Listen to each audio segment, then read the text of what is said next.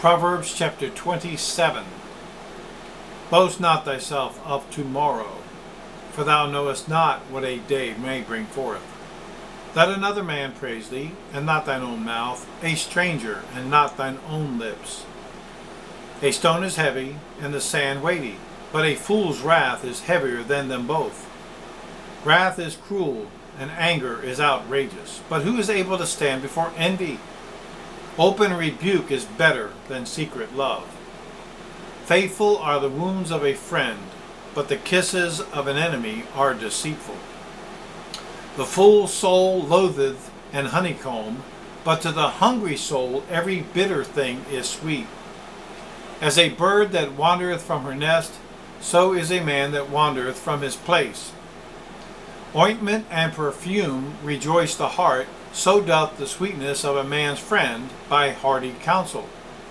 Thine own friend and thy father's friend forsake not, neither go into thy brother's house in the day of thy calamity.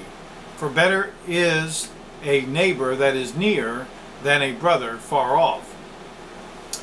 My son, be wise, and make my heart glad, that I may answer him that reproacheth me. A prudent man foreseeth the evil, and hideth himself, but the simple pass on, and are punished.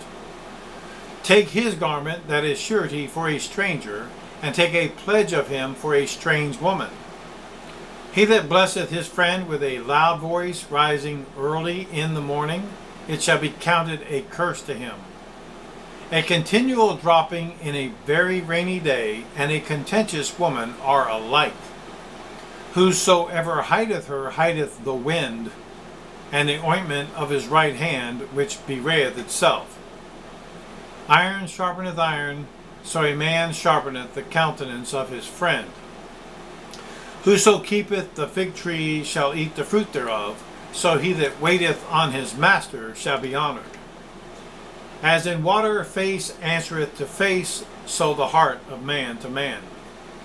Hell and destruction are never full, so the eyes of man are never satisfied. As the finding pot for silver, and the furnace for gold, so is a man to his praise. Though thou shouldest bray a fool in a mortar among wheat, with a pestle, yet will not his foolishness depart from him. Be thou diligent to know the state of thy flocks, and look well to thy herds. For riches are not forever, and doth the crown endure to every generation? The hay appeareth, and the tender grass showeth itself, and herbs of the mountains are gathered. The lambs are for thy clothing, and the goats are the price of the field.